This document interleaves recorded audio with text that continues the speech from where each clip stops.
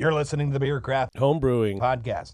Tune in every Wednesday night at 6:30 Pacific for a dose of beer and brewing banter with your hosts, Ben Holm and Andrew Ziegler. So hop aboard for some wit and wisdom in the Pacific Northwest, because it's always beer 30 on The Beer Craft.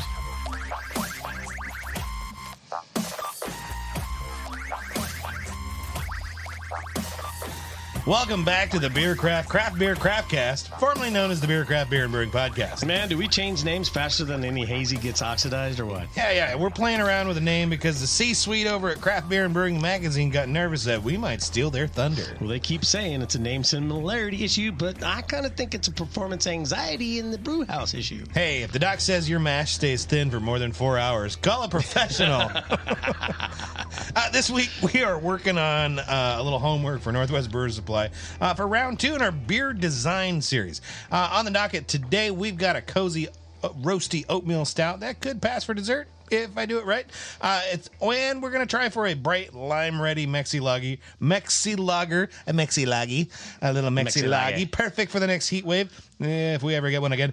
At least the next time we forget to turn off the propane burner. That'll be fun. That'll be good. So we got 2 beers, 2 very different vibes, same mission. So make your next beer your best beer. All right, it's time for a real quick reset. We got something cold right here because it's... You know what time it is. It's Beer 30. Andrew, how the heck are you, man? Oh, doing great. How about yourself? It's a Wednesday. I'm back here in the studio going to have some beers and talk about beers. Just happen to be recording, which I do every day, so this is really just an extension of that. The only difference is I mash the record button. And drink more beer, and maybe? I don't know about that. I drink quite a bit of beer. Do you? A couple in an hour? At work? It's happened. Sometimes, I'm saying it's happened. Like, right. I remember when I started there 10 years ago, Depends on if it's good. I was a lot skinnier than when I am now. Like, Yeah? yeah.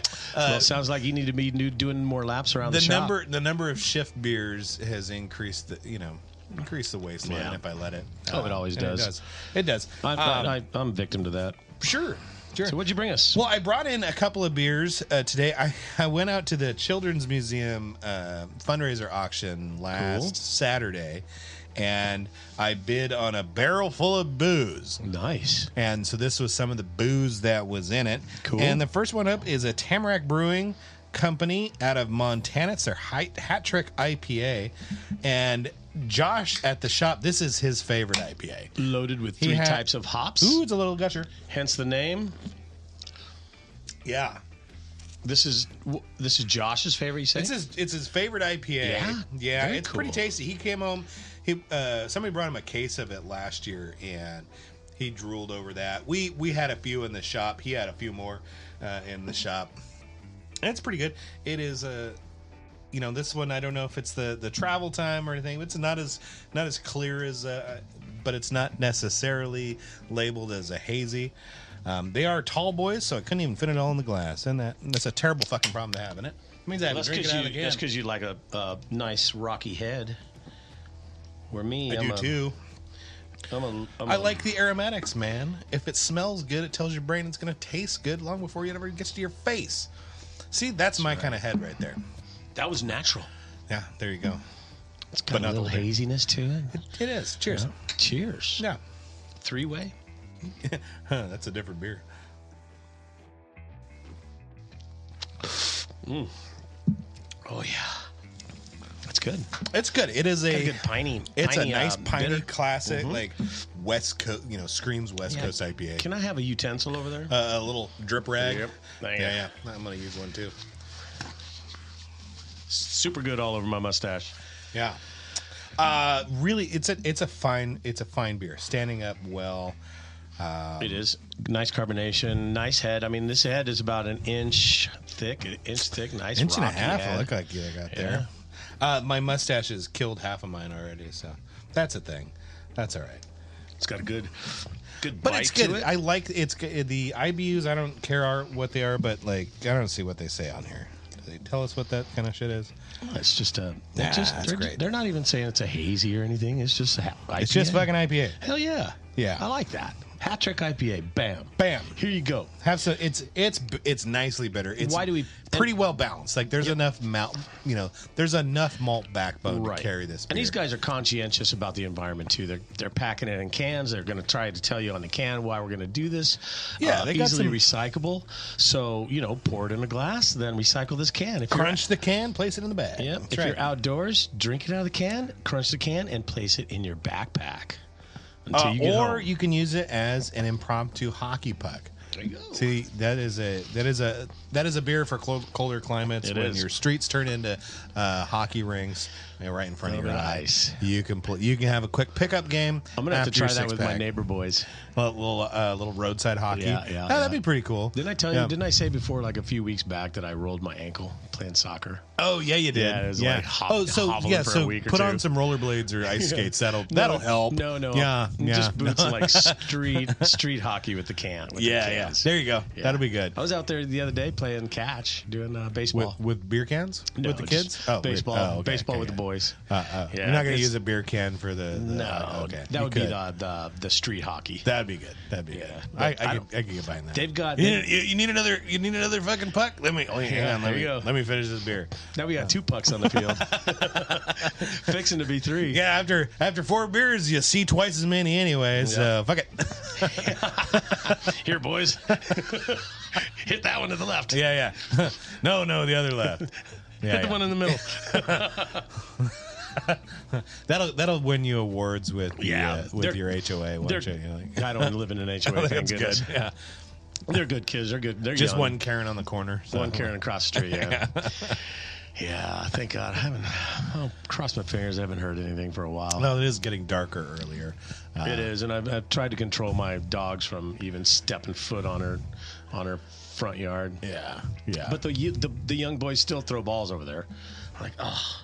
Well, she can't have that. She can't have them arrested. Can I try? Well, still my dogs. Yep. But it's all good. Good beer.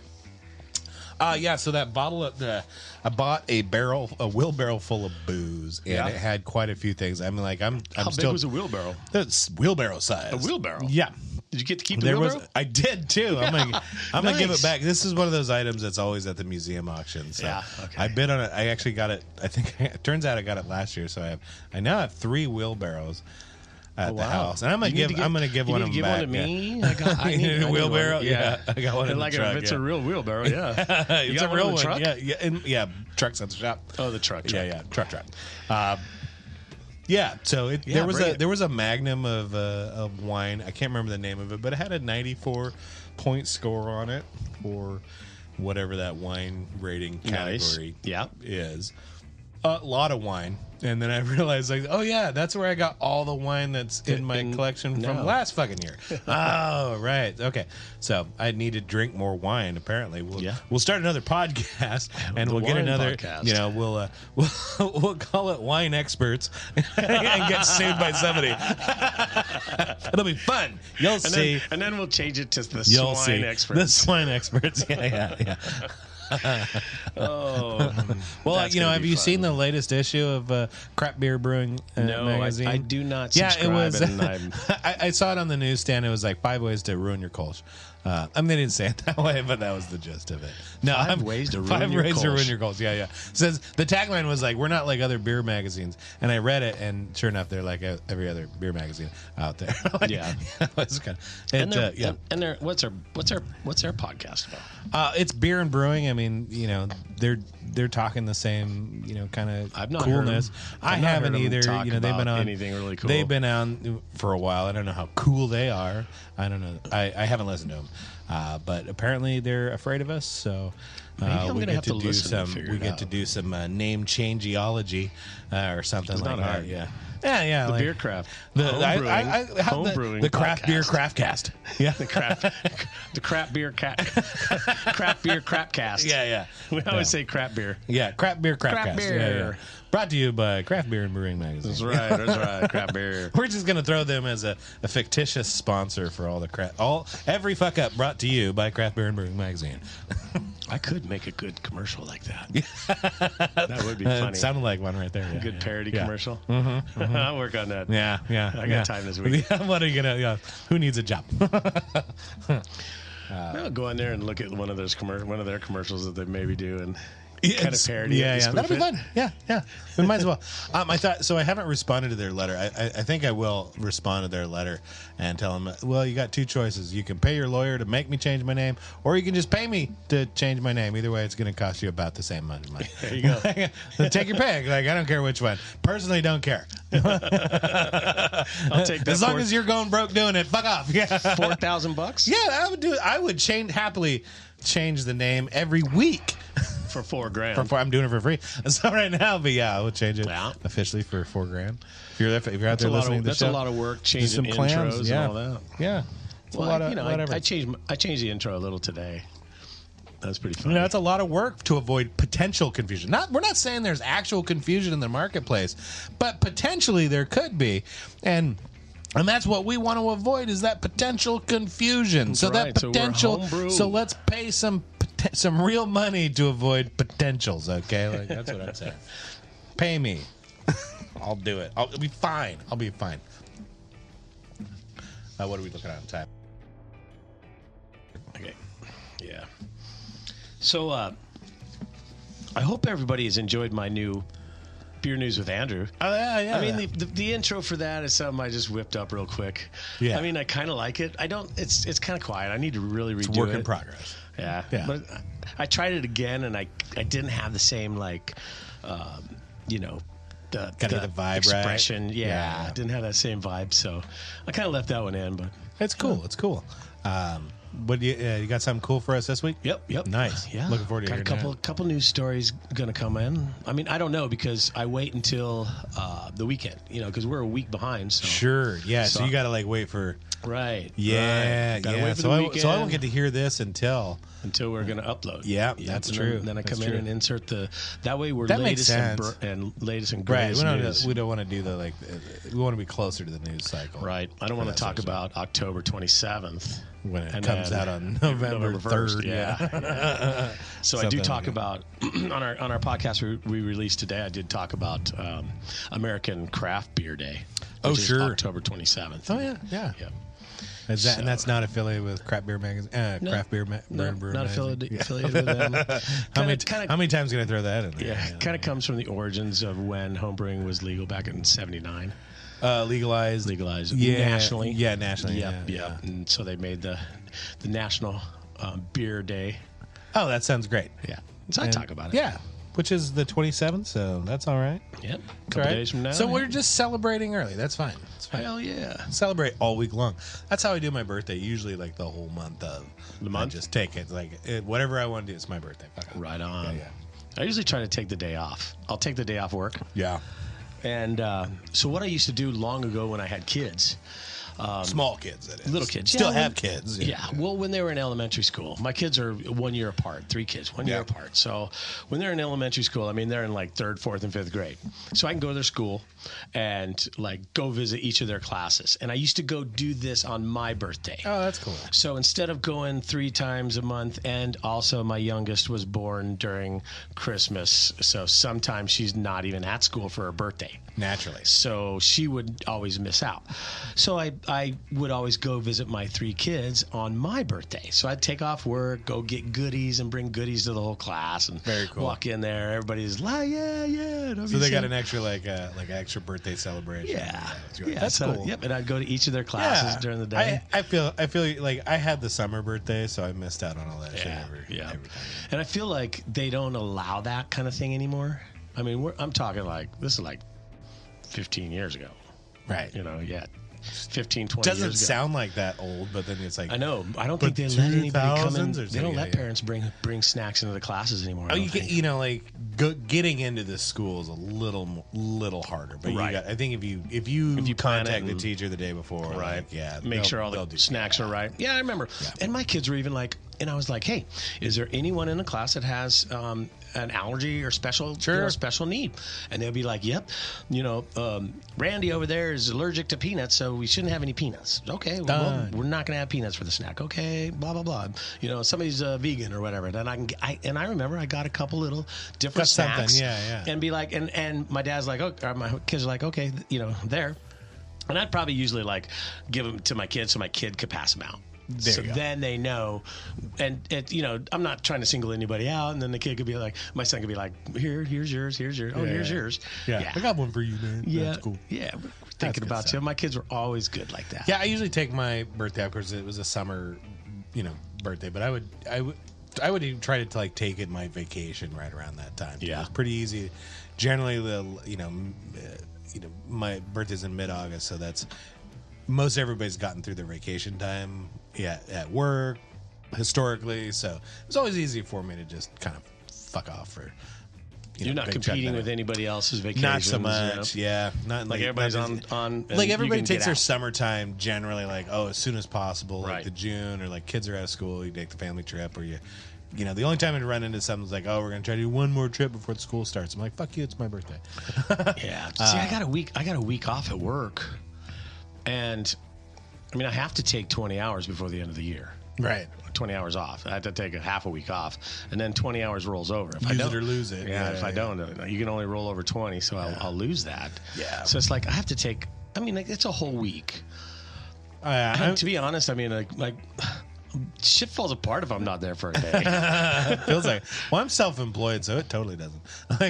But I do try to take some time off. I remember, my younger days having, job with vacation. I worked at the casino, and I got obscene amounts of vacation doing that job. Something like 14 holidays a year, and then I think I was at 3.5 weeks a year off or something like that, and it all rolled over up to like 700 hours in the two accounts. Did they pay you if you didn't take it? When I took off, I cashed out $1,400 vacation hours to leave that job. Dang, my company won't do that. Yeah. They went broke on my butt. Yeah, they owed it to you. Yeah. I mean, they shouldn't have. I mean, that was all part of the package, so they should be prepared and all that. I mean, I was maxing out regularly, so it was like, well, we're taking you off the schedule because we can't give you any more vacation time, and that sucks, so we're just going to give you this time off so you can use it. Yeah, bye-bye. Sayonara. You get an extra day this week. Okay, cool. Yeah. But yeah, I miss vacation. This dark thing right now, like getting dark. It's getting darker every day. What is it, a minute and a half every day? So it's dumb. It's stupid. I don't like it. I don't like it. I don't like getting off work quick. I don't like getting off work in the dark. And me either. Being tired, it just makes me extra tired. Right. I'm tired enough, man. Well, you're going to go to work in the dark, and you're going to come home in the dark. It's going to get dark at 4:30, 4:45. Northern climes. It's not going to get light until like 8:45.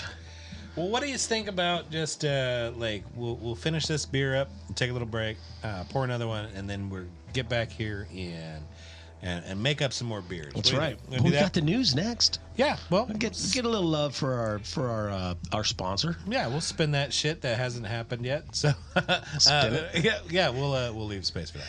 Oh, wait a minute. Speaking of things that didn't happen yet, I don't mean to. Yeah, we have some disappointing news. Oh, yeah.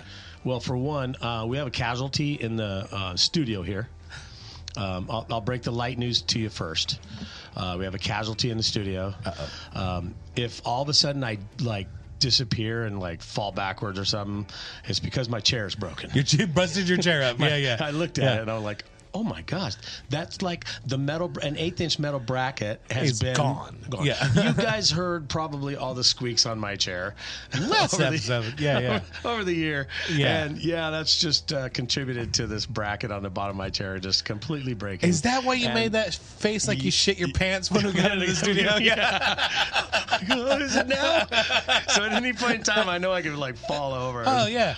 We'll leave that in for the B-roll, I'm sure. Hey, don't die.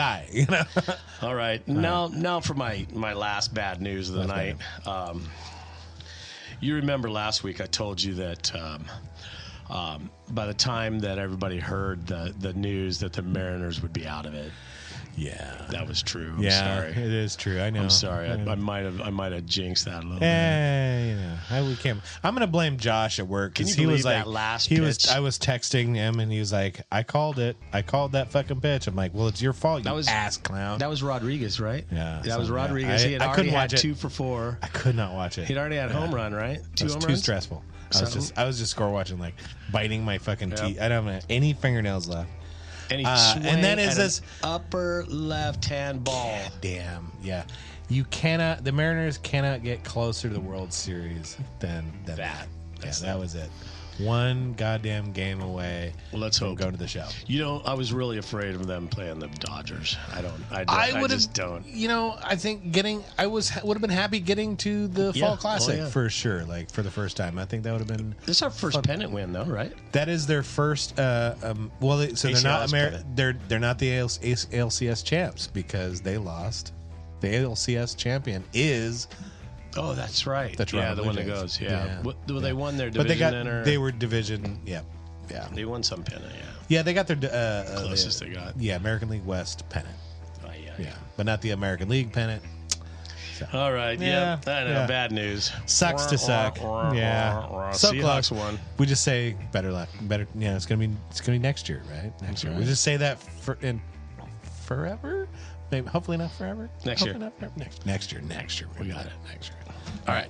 We'll be right back. On Beer There. We'll be back.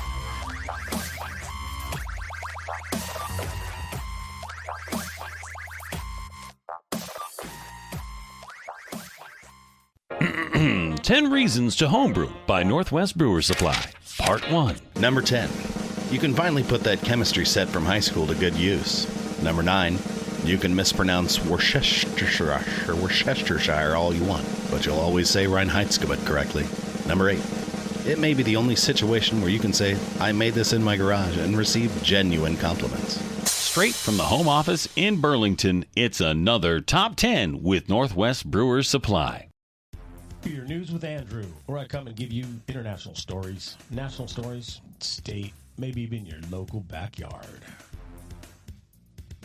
Hey there, hopheads and headline hunters.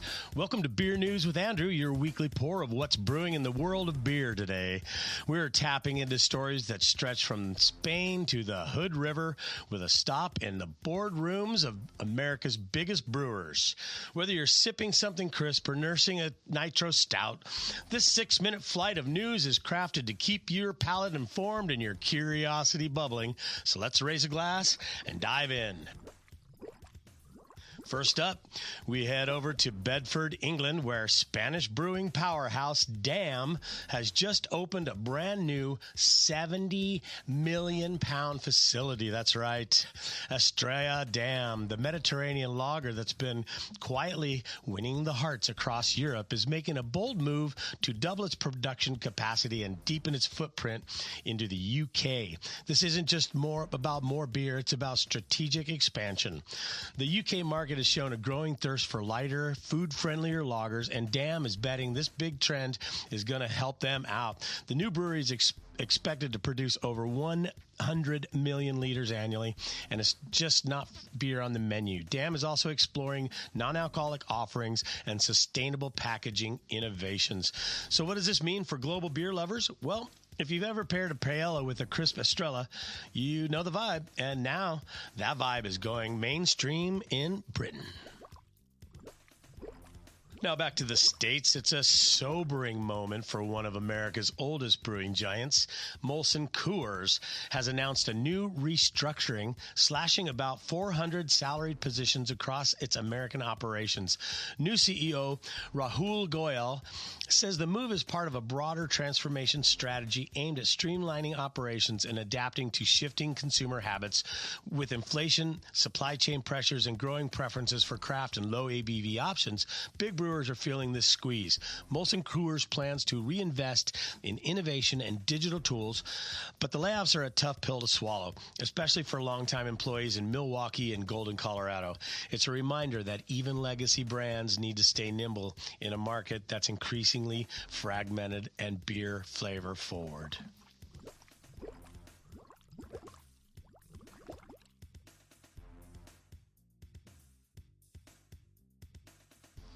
Now let's bring it back home to Oregon, where fresh hops and sustainability are more than buzzwords. They're a way of life. Kings and Daughters Brewery, based in Hood River, just took top honors at the 2025 Salmon Safe Fresh Hop Drinker's Choice Competition. This award celebrates breweries that not only make killer fresh hop beer, but also commit to eco-friendly farming and water stewardship. Kings and Daughters impress judges with their River's Edge Pale, brewed with hops grown on salmon-safe certified farms and showcasing bright citrus and pine notes. It's a win for flavor, a win for the environment, and a win for Oregon's reputation as a leader in sustainable brewing. If you haven't tried their lineup yet, now's the time to raise a glass to hops with a conscience. That's your Pour a Beer news for this week, folks. International expansion, national shakeups, and local triumphs. Whether you're sipping a Straya in the UK, watching the industry evolve stateside, or enjoying a fresh hop pale in the Hood River, remember, every beer has a backstory. This is Beer Craft Report, Beer News with Andrew. Stay curious, stay crafty, and I'll see you next round.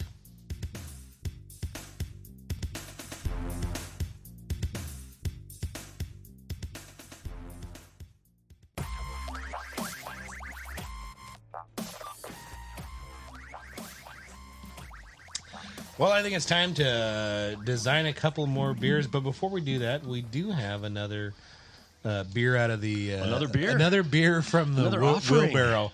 This one, Wheelbarrow yeah, offering. there's a wheelbarrow beer. Living House Beer House Beer Co. This is their Connie, a fresh hop West Coast pale ale. Now, this brewery is out of Portland, and the hop is the Luminosa hop, and it's one of these like peach, apricot, boysenberry kind of fruit bombs. Mm-hmm. So that sounds good. It's not one I played with. Good luck trying to keep up with the hop Luminosa, market. I've not heard of that one. No. Now, is that from maybe Willamette Valley? I'm not sure. Maybe. Could be. I mean, close to Portland. Could be. Oregon grown. But that is, I mean, it is blonde. A little slight haze to it, but very blonde beer. Ooh. Good aroma. I get a definite like peach hit on the aroma. Nice. Ooh. I wonder what the IBUs are. The Who Cares number? Comparative to the West Coast IPA. So that's it's going to be a little lower. with I mean, since Ventura it's Coast Brewing. Probably another Portland show. 5.8%. Smell a little yeast on it. Oh, it's a collaboration with Ventura Coast. That's what I just said. Oh, I didn't hear you. Yeah, I was drinking beer. Good thing I recorded it. Good thing you recorded. Yeah. It's got a definite like hop aroma and flavor right at the beginning. Yeah. Fading out kind of at the end there. It's not a ton in the finish on it. Mm-hmm. Tasty beer. I'll give it to you. It's I like the aroma on it. That peach kind of flavor does play well. Okay, so I don't like this. You don't like this one? No. You're allowed not to. I know. I mean, I'm not saying it's a bad beer. Don't get me wrong. Living House, you've made a nice beer. You've made a good beer. It smells pretty good. But I get a little bit of that thing I always talk about. That thing I always talk about, like how it kind of smells like butt to me. You got like a butt thing going on, huh? It's not butt, but it's just like this.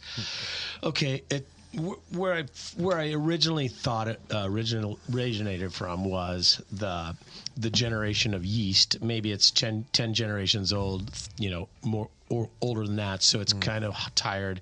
It releases a little bit of different aromas, and I pick up on those. Maybe that, or it could be the combination of these hops. This is where this Citra thing always comes into play. I'm talking to you about, I always get this weird flavor from that, and I'm not sure. Like some of those heavy Citra. I'm not sure where it comes from. Would you like? Are you you call it butt? Is it like catty or kind of more pithy? It's not pithy. It's not ammonia. Yeah. It's a very earthy aroma. Very, it's not even an aroma. It's like this flavor that I get. It's a flavor that I get, and it all turns into like my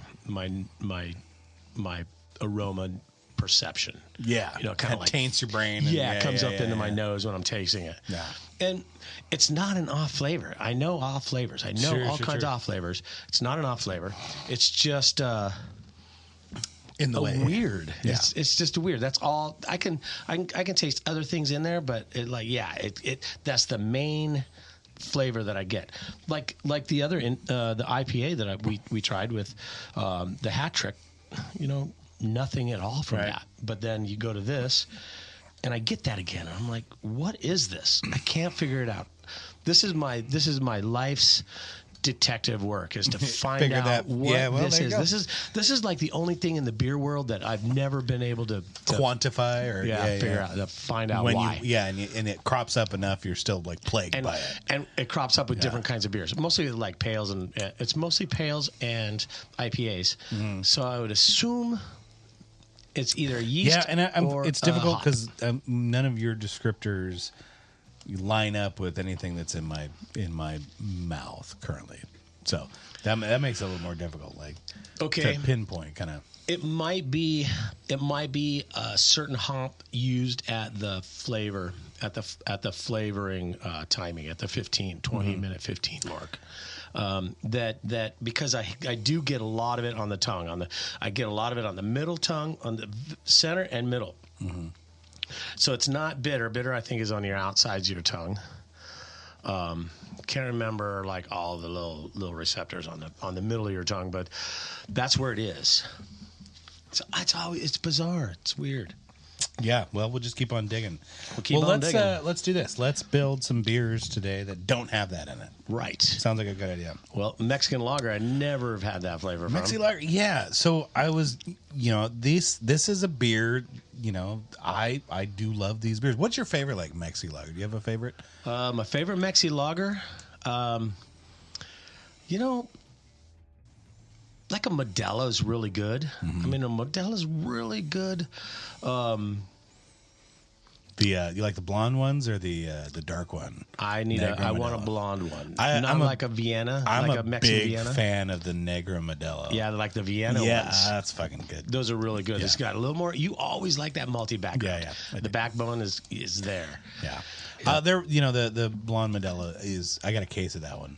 In the track. Yeah, I like the fresh. I like the fresh, clean, a little bit of that lime, a little bit of that sweetness. I've never been, like Corona when I was younger. You didn't know any better, but like once I learned what skunky beer was, Corona. I wouldn't even call Corona a Mexican lager. It's just it's a lager made in Mexico. It happens to be, but that skunk flavor, like never. Pacifico, when it was in clear glass bottles, it wasn't the big. When they switched to a brown bottle, oh shit, I'd yum that stuff up. Or the canned versions of that one. Good. Pacifico's really good. Never been one for Dos Equis. There's like a Estrella. Estrella Jalisco really out of Jalisco is really good. Very good beer. I do like that one. Not as widely distributed up here. Coming from like central Mexico there. Now, did I make a lager ever? I don't think I ever made a lager in Mexico, so I couldn't even say my Mexican lager was great. Yeah. You didn't make one day when you were in Mexico. No, I didn't have any time to lager beer there. Right. I mean, that's a whole thing. Specialty, but it's a whole different animal. Yeah. So, I was, kind of looking up like what it is about these beers, and there's like turns out there's some conflicting stories. There's like, there's the, the pseudo history of the lager with, Austrian and German immigration, but, and so like Spanish influence bringing fermented products to Mexico. The peninsula, to Mexico, and then, Eastern European immigrant, German bringing beer, bringing more, and sort of, and the legend says they would West, like start bringing they brought kind of those beers over here. George Washington was making beer, but he was making very more English tradition stuff. The German influence. Man, I can't get behind that. They're beers. I like them. They're beers, man. Running from England and still making English beer. Well, they were the American beers, but still English borrowing style, from like English brewing tradition. So some of that theory was like some of these German immigrants would, they would bring their lager programs or, those lager-like beers and lager yeast, and start adapting them for local markets. And supposedly, like, Mexico being a land of corn, that corn was wide adoption into the beers of the area. And this one is like, this is kind of the dubious claim. Yes, there are beers with corn in them, but there were also beers that did not have any corn in in them. Right. And it turns out mexi lager as a beer style is not really a style. Oh, I thought you just said as a beer style. Well, but it doesn't exist. Oh, it doesn't? As a beer style. Like, it's not, it doesn't show them a there's GABF. There's no BJCP style guide for, oh my gosh, for the mexi lager. Interesting. So where it does did this have, beer come from? You could say it has, roots in like Vienna lagers, like light because there's light versions, dark versions, amber versions. Some are maltier than others. Yes, we're using lager yeast, which, generally Bavarian, Viennese lagers, kind of these beers. There's some similarities in those, but it doesn't get its own designation. Doesn't get its own yeast coming from Mexico, coming from development in Mexico or somewhere near just there. Beer.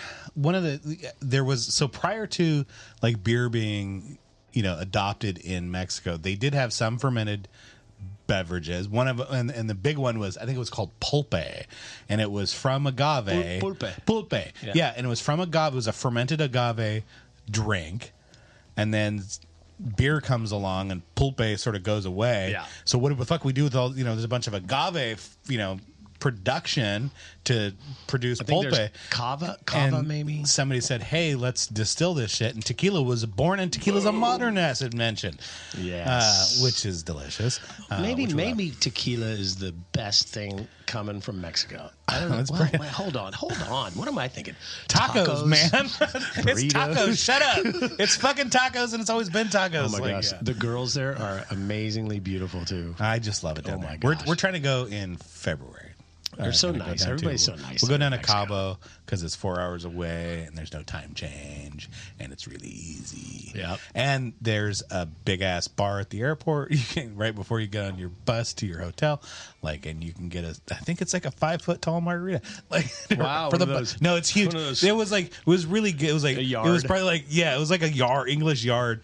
And guy, just gets on the bus with that. I'm like, the dudes behind me, probably got shots on the bus for fucking you, thing too. was empty, but before we got to the hotel, I'm He like, drank it? Oh yeah, he The did. guy He's behind like, you? I'm like, I'm proud of you, sir. You have done your job right. You just had it on your shoulder like this, and I it's didn't have one. I got on the bus without fucking. Oh, I didn't know. Well, I thought you had it, and it was in your lap and on your shoulder, and the guy behind you is sneaking, sipping it. That's where I fucked up.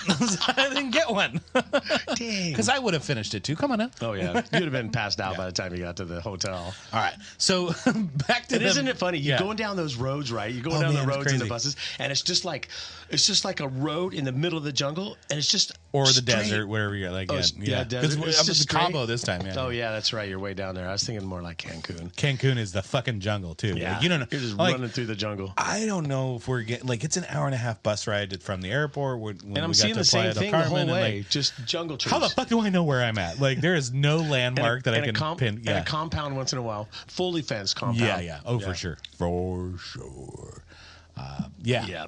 Very cool. We're trying to do that. All right, so they're growing corn. Now they're gonna throw the corn in there to supplement so maybe it's the mash. history. Maybe it's history. Maybe it's just the economics. Just the same way Budweiser, Anheuser, but just Anheuser-Busch, Miller, to supplement my Molson, mash. all the it was cheap sugar.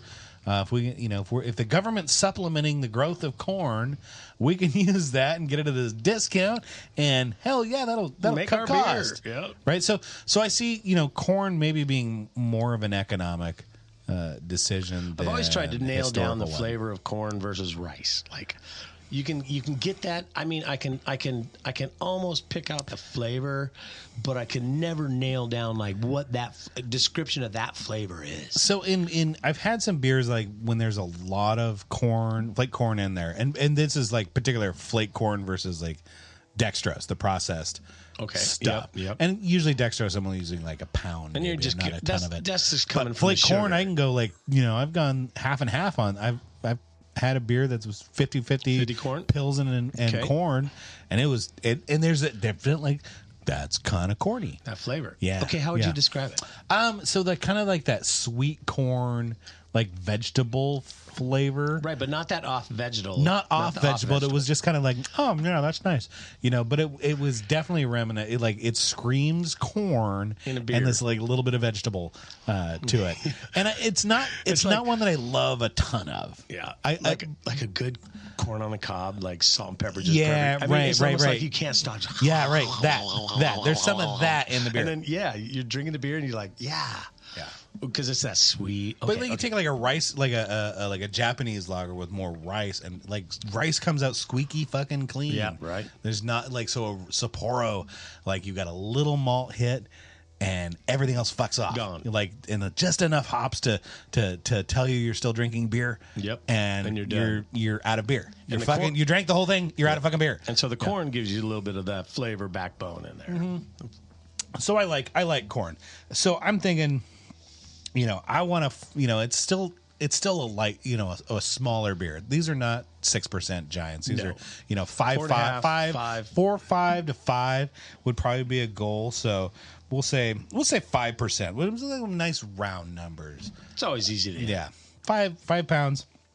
And that's going to be like 9-ish. That's about 9 pounds of base malt or so.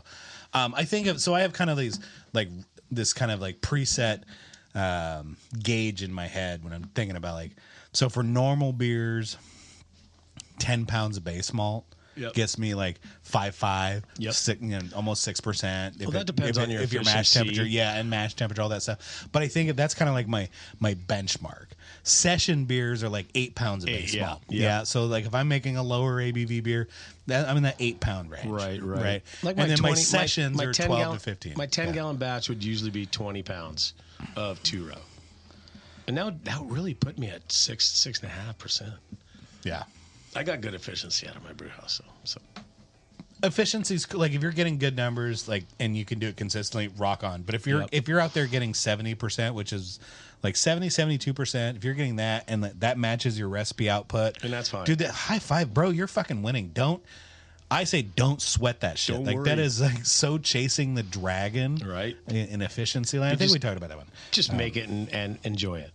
So if we're going 9 pounds base malt, I would probably be like 70% Pilsner malt, and that would probably be like 70, a domestic, 30? maybe might be a 6-row variety, but I think 2-row's got enough extra diastatic power, and then like a 60 or a 70-30 corn to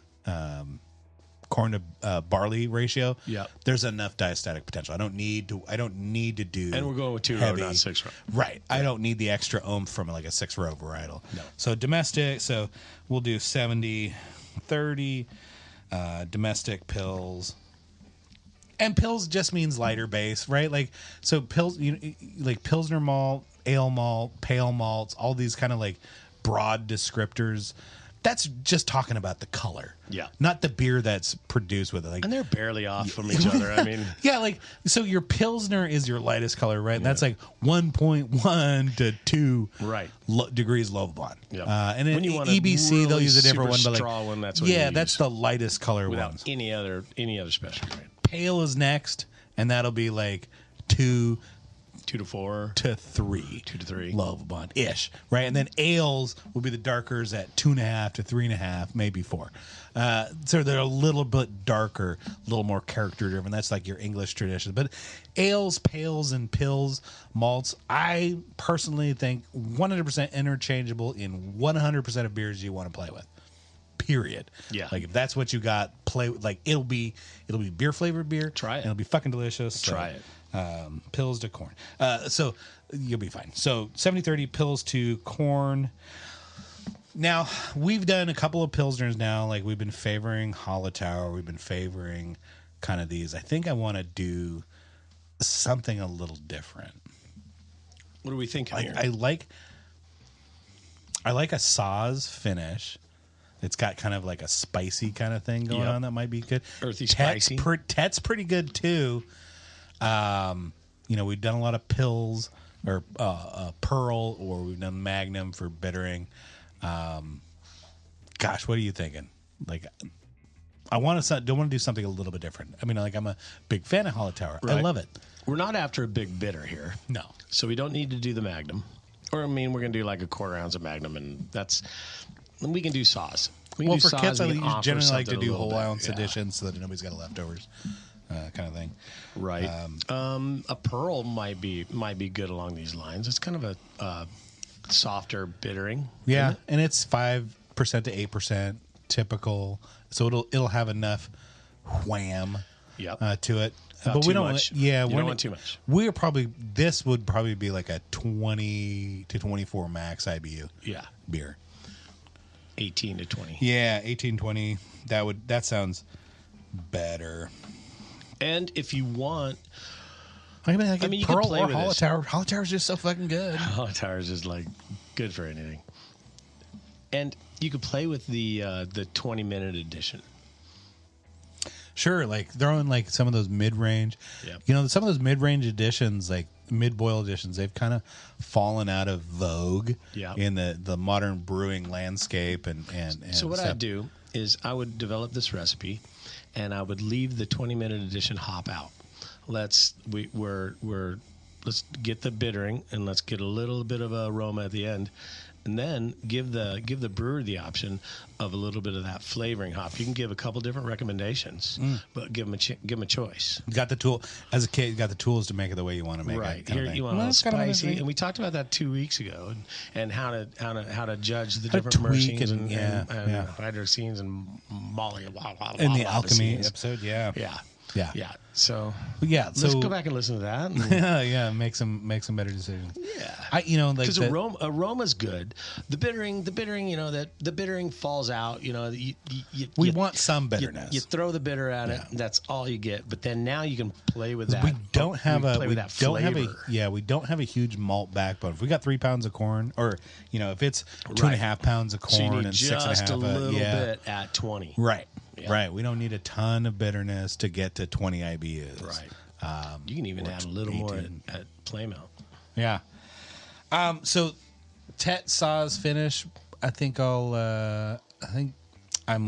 leaning towards, the more I think about him, leaning more towards a Tet name. Let me ask if you know one thing. Okay, if we're going to compare a Tet name or a Saws to something that we grow here in Yakima, what are we looking at right there?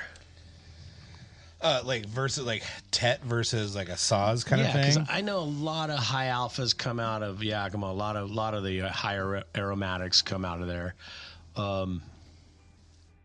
Maybe we should look at something that's coming out of the valley and incorporate it here. Oh, as far as you're thinking more lower alpha, a domestic hop, a domestic hop. So I always kind of in those style of beers, I do typically like the noble varietals. But if I was going to do a domestic, so Saws and Tet can come out really low alpha acid. So I would not be afraid of Willamette.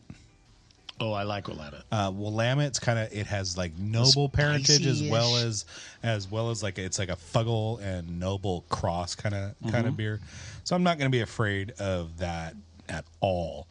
I'm trying to think of so many of your C hops have heavy, dank pine kind of aromas that I probably wouldn't go for. No. Kind of a U.S. earthy, spicy, like a U.S. Golding or U.S. Fuggle. Those Goldings might be good. Yeah, because those are kind of those. They're almost like English noble varietals, but then they're decidedly different in a U.S. grown U.S. They're not at all. They're not the parentage. No. Yeah. I think I've seen even a U.S. Saws even. So playing with one of those might even be. We might not even be concentrating on those because we get the noble hops from Europe. And then we're just concentrating on the C's and the higher aromatic. Well, yeah, and so ones the Mexican marketplace, they would have been importing from Germany anyways. Yeah.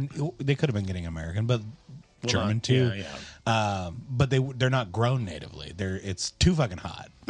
For hops, right? Very hot. If you look at a map, like a Mercator projection of the world, you can kind of put all of the beer regions in the same meridians. Yep. Right. Temperate zones in both northern and southern hemisphere. Yes. And wine regions are in Grapes those and all that same thing. subtropic Yep. And barley, same kind of deal. Exactly. Yep. So you definitely get geographical.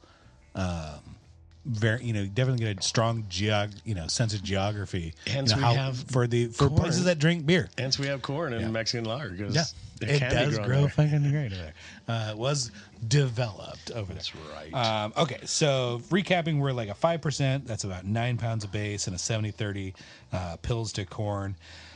ratio. Pearl and Hallertauer for bittering. Tet or Saaz is kind of I'm leaning towards like on one hand I'm like Saaz, but I'm like, oh, Tet sounds good. If we're going for like that Vienna, like, you know, maybe that Vienna kind of feel for it. Like Saaz is very like Czech Republic. Which would go good with the malt backbone. Sure. Oh, like, it's fucking delicious. Yeah. It works in our pills. Maybe we'll put it in the pills and not the Hallertauer now. But then we're not like double. Well, you know, I'm trying to make different styles beers. I want my pills to be like decidedly, oh, that's a fucking pills versus Mexi Lager.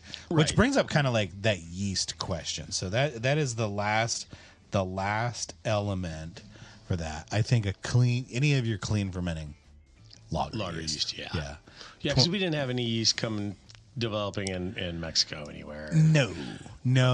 So there are a couple of, like, White Labs has a Mexi Lager, Imperial Organics has a labeled Mexi Lager strain.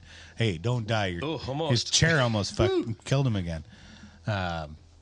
They do have some branded strains, right? But they're lager strains. They're clean fermenting lager strains. Yeah, they made them there in the lab. Yeah, and they brand it Mexi Lager. You're right. Yeah, they didn't come down. There weren't like there was nothing like garden path fermentation that came into an agricultural area, developed a yeast, started culturing it and using it. Yeah, exactly. Yeah, they were just using the past yeast. So 2124 brought from Germany would be amazing. Weiss 2124, Saft Lager 3470 would be fantastic. That's a dry yeast. Dry yeast. Yep. 2206, the Munich. I used to always be afraid of dry yeast. Always, but now I'm not. No way. Oh yeah, I love it. I love them all. I was a snob. Maybe I was a snob in my early brewing years. I was like, well, this close to like this close to like Weiss Labs, like out of Hood River, right? Yeah, it's it's a stone's throw from here. Exactly, and I can just order from White Labs, easy. Right, White Labs in San Diego. When you were in Mexico, White Labs would have been the place in San Diego. I just drove up there. Yeah, you didn't fucking no shipping. Fuck nope. it. Yeah. Well, no shipping. No, it was shipping your ass across the border. Yeah. It was 2 hours at the border wait. Then a whole day. But that was cheaper than like somebody putting it in a truck and bringing it to you. No. I used to get I had the distributor there that would give me yeast. Oh, that's cool. Yeah. So I'd get all that and I can order it and they would get it down. But I mean, there was times when I was like, okay, I'm going to San Diego. We're gonna go here. We're gonna go there. We're gonna get this. We got to get that. I mean, a whole trip. Like the island, like the island crowd coming over here to the mainland to get Costco. Yeah, it's a whole day, and it's 2 hours and you don't want to go first thing in the morning because everybody's going over there for work, right. So it's 3 hours trip. You got to go at like 10 or 11. So it's a whole production. It is. If I do bring in when I do bring in Imperial Organics to the shop, I think I might do the Imperial Organic. They have a Mexi Lager that I want at least want to give it a shot. Yeast is not something I put in the kits automatically anymore. Right, you were saying that before. Just keep like costs down, volatile and all that. Yeah, and like give you options on that. Some people like dry yeast. Some people like only just like you, only like liquid yeast. So right. Yeah. So like the flavor hop is another option. Yeah. Choose your own adventure here. Imperial. I can't remember the name. It was like I don't remember. I was going to look it up before the show, but I forgot. Maybe I'll do that. Maybe I'll feature it like, hey, recommended by that. Recommended by the #1 That's right. craft beer podcast. So, yeah, that's like 6.5, 2.5. That's like 9. That's 9. That'll give us 9 pounds of base malt. Pilsner and corn. I don't think it needs anything else. Flake corn, Flake right? corn, yeah. Yep.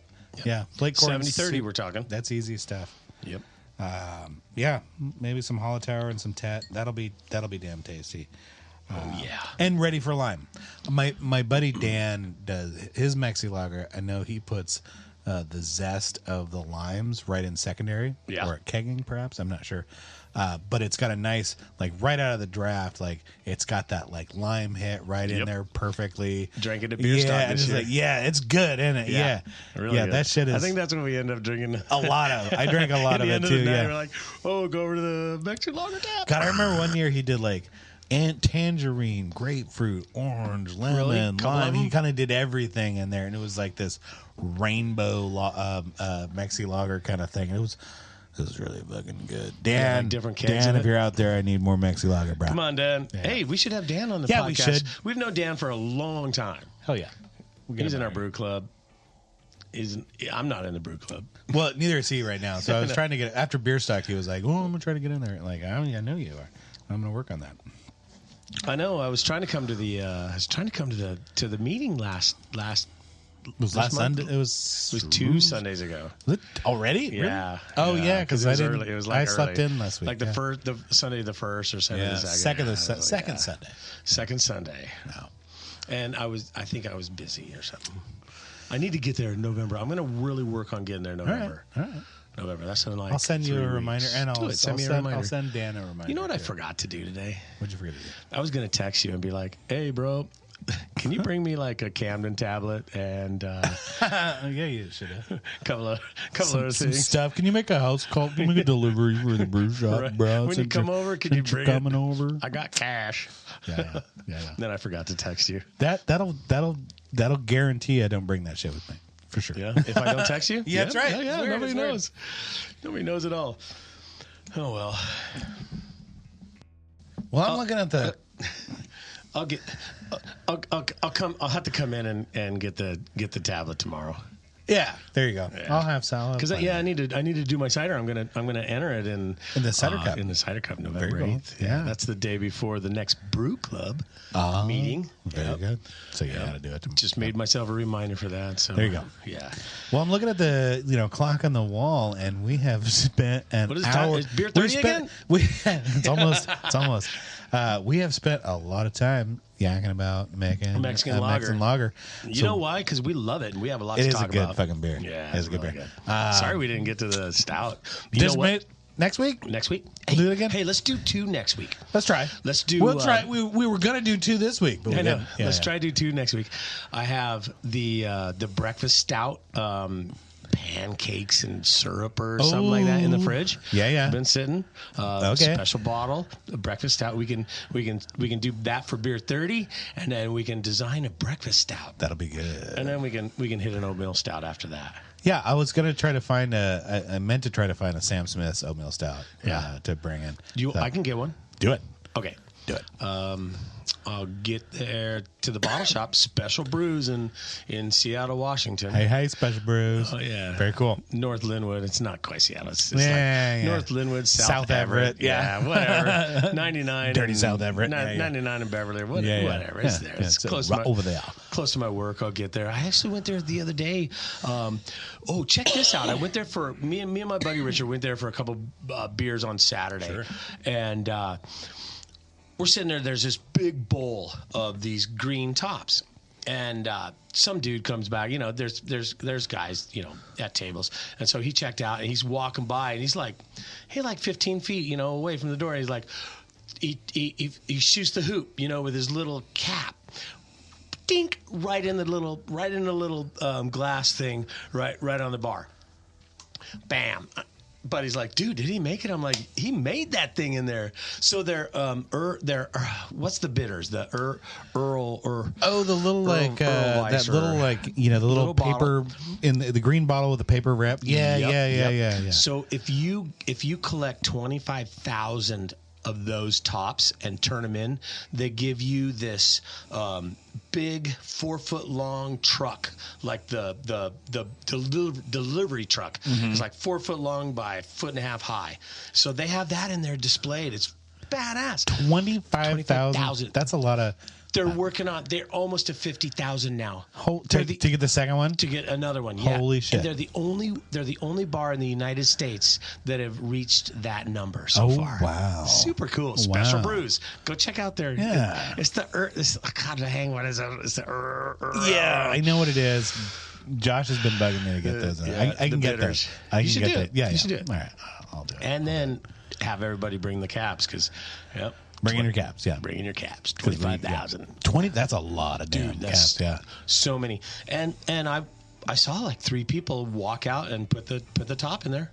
So they're like, you know, hey, drink a few of these good beers and then have this for digestion. Yeah. Give me the top and then, you know, go and hit dinner. All right. Hit life. Whatever you're gonna do. Sounds like a plan. All right, next week, stouts. It's all about the oatmeal stouts. So stick around.